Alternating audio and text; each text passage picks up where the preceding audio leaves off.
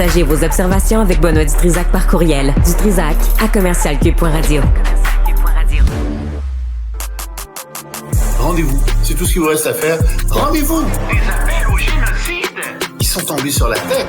Vous n'aurez pas mon 100 millions de dollars. Cruel, horrible, inhumain. Qu'est-ce que c'est que ça? Un politologue pas comme les autres. Loïc Tassé.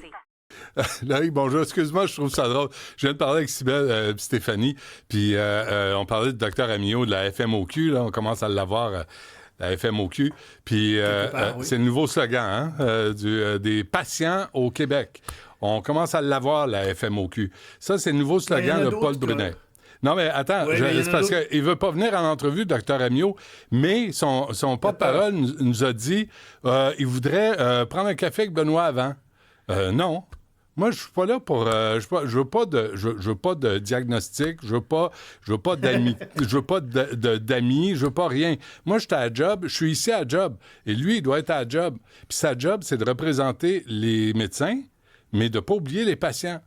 Parce qu'on comprend aussi, si les médecins sont bien traités, ils vont bien traiter les patients. On comprend tout ça.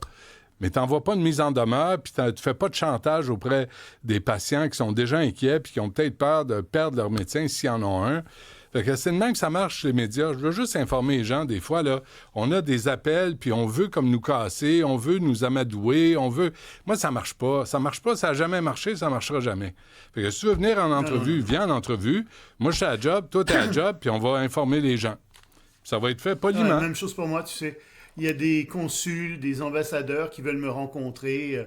Oui, hein? Je ne veux pas vous rencontrer, je vais parler librement de votre pays, sans être influencé d'une façon ou d'une autre. Ouais. Mais tu sais qu'aujourd'hui, j'ai failli pas être là. Je donnais une conférence à Saint-Jean-sur-Richelieu.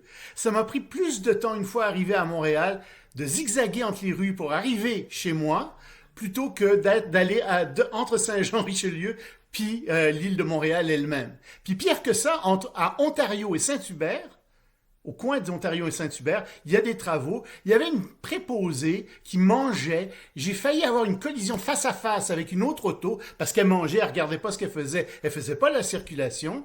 Je lui dis, madame, faites votre travail. Une préposée de quoi? Une litanie d'insultes qu'elle me sort. Elle était préposée à la circulation. C'est elle qui devait diriger la circulation. Mais elle mangeait. Elle était trop occupée pour faire ça. J'ai failli avoir une collision face à face. Non, c'était pas une policière. C'était... Un cadet? Non, je pense pas que c'était une policière. C'était une femme qui... Mobilité de la Montréal? construction, tu sais. Ah ouais? Je sais pas c'était, mais c'était de la construction, là, tu sais. Puis là, tu lui dis ça. Mais j'ai été obligé de dire, madame, c'est moi qui paie votre salaire. Et non seulement vous travaillez pas, mais en plus, vous m'insultez. Où est-ce qu'on est? Mais ça, c'est Projet Montréal. Qu'est-ce qu'elle t'a dit? Oh non, elle m'a dit que j'étais trumpiste. Entre autres insultes. Ah, sacramouille, qu'on n'entend pas.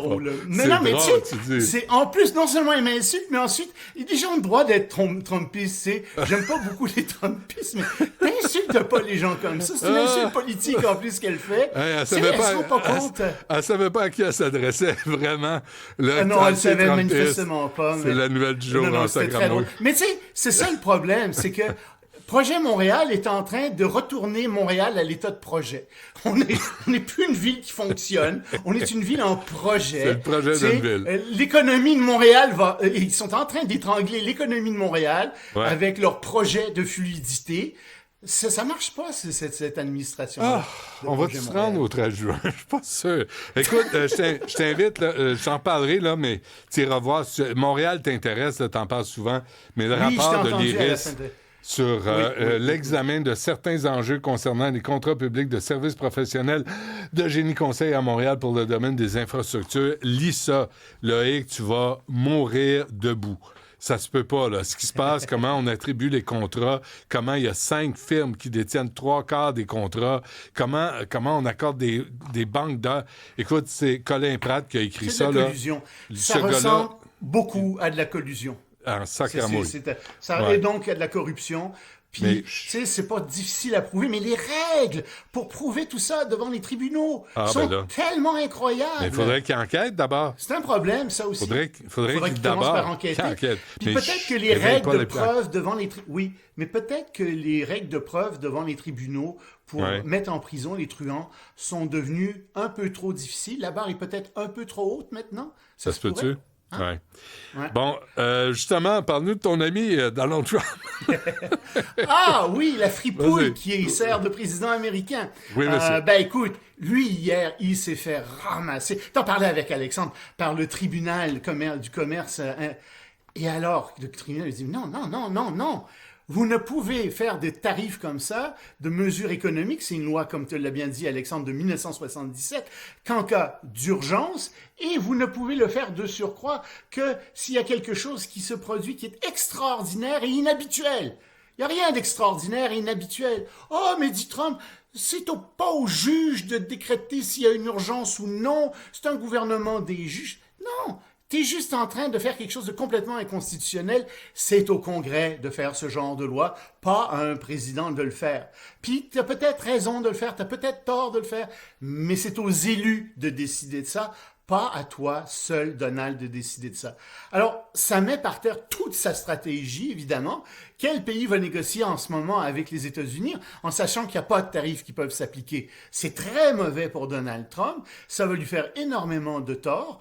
Je pense qu'il va essayer d'amener ça au niveau politique en disant, en tentant de discréditer les juges, le gouvernement des juges, etc. Mais c'est même pas ça la question. La question, c'est juste qu'il n'avait pas le droit de le faire. La loi lui dit qu'il n'a pas le droit de le faire dans ces circonstances. Alors, on verra bien ce qui va arriver, mais c'est sûr qu'il va porter la cause en appel. Normalement, ça devrait être la même chose. Alors, il y a juste la complaisance de la Cour, des juges conservateurs de la Cour suprême qui pourrait peut-être jouer en faveur de Trump. Puis ça va peut-être monter assez vite en Cour suprême, mais c'est sûr que vraiment, il vient de recevoir un très, très dur coup pour toute sa politique économique et son budget aussi. Et l'administration Trump va révoquer les visas d'étudiants chinois. Révoquer, pas ne pas donner de visa à des étudiants qui viennent de Chine ou de Hong Kong. Non, leur dire, vous n'avez plus le droit d'étudier ici, vous sortez d'ici. On ne vous veut plus aux États-Unis. Et beaucoup d'étudiants chinois. Alors, tu dis, un instant, là, vous leur avez accordé le visa, ils font leurs études aux États-Unis. Pourquoi? Alors pourquoi? Ils l'ont pas dit, mais tout le monde le sait. C'est parce qu'il y a beaucoup d'étudiants chinois, beaucoup. Bon. On ne sait pas combien, 1%, 1 millième, je ne le sais pas, mais qui sont aussi des espions et qui font de l'espionnage dans des laboratoires à la fine pointe de la technologie. Puis, on peut comprendre qu'il y a un certain nombre de problèmes. Mais sais-tu quoi, Donald? T'as la CIA, t'as le FBI qui s'occupe de ça normalement. Oups! Ah, c'est vrai, t'as décimé les équipes qui faisaient des enquêtes. Alors, qu'est-ce que tu fais? Tu fais juste arrêter les étudiants qui viennent de Chine? Pour un petit pourcentage qui pose problème. Remarque bien qu'il y a une réciprocité à ça. En Chine, les étudiants américains, comme à peu près tous les étudiants étrangers, sont interdits dans toutes les filières, dans tous les domaines de recherche qui sont pointus. Ils n'ont pas le droit d'aller étudier en Chine dans ces domaines-là. Et donc, on pourrait dire, au moins, au nom de la réciprocité, on va faire la même chose. Mais tu disais toi-même que les Chinois aussi faisaient de l'espionnage. Bien sûr. Et ça va nous poser un problème au Canada. Est-ce qu'on va être obligé de faire la même chose? Est-ce qu'on va être obligé de suivre les États-Unis sous peine que nos propres chercheurs ne puissent plus entrer en contact avec les chercheurs chinois? Et remarque bien que les chercheurs américains, et remarque bien que les chercheurs chinois n'ont pas le droit, dans plusieurs domaines de pointe, de communiquer avec des chercheurs étrangers non plus. Ah oui, hein? Donc, il y a un jeu qui se joue ici qui est très dur. Et malheureusement, j'ai l'impression qu'au Canada, si on veut garder des contacts avec les chercheurs américains, on va être obligé de suivre. Ah oui. Et la même chose pour les compagnies qui font de la recherche aussi. Ouais. Ça s'est déjà passé en 2001, tu te souviens? Il y avait des règles qui ont été imposées aux entreprises américaines, puis on a dit aux entreprises qui font affaire avec les entreprises américaines, donc des entreprises canadiennes, si vous voulez continuer à faire affaire avec nous, appliquez les mêmes règles. Je pense qu'on s'en va vers un scénario qui va ressembler à ça en recherche. OK. Alors, c'est un spécial Trump, finalement, dernière, oui. avec Netanyahou.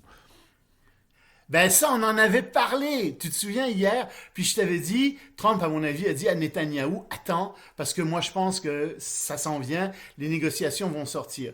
Hier, Trump à la Maison-Blanche, après que, moi, je sais, je t'ai déjà dit, il nous écoute, il a répondu, oui, j'ai parlé à Netanyahou.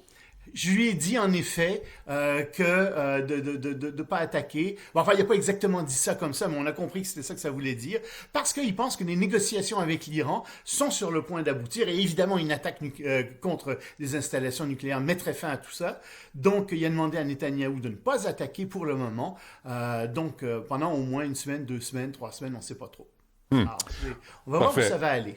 Mais on se laisse là-dessus, voilà. Luc, parce que j'ai le ministre Roberge qui s'en vient dans 4 minutes après la pause. Un gros merci, puis mon espèce de Trumpiste, reste calme, mon volant. Je suis un Trumpiste anonyme. Les TA, c'est ça que ça veut dire. Ouais. Les Trumpistes anonymes, les TA. L'État, oui, c'est ça. Alors, tu vas lancer des cartes de membres, puis il y a des soirées d'ensemble prévues. Puis je vais être invité à la Maison-Blanche ensuite. Je t'inviterai, je vais t'accompagner, à moins qu'il y ait des préjugés de la discrimination à ce sujet-là. Bon, OK, ça suffit. Merci, Loïc. OK. Salut, à demain. Salut.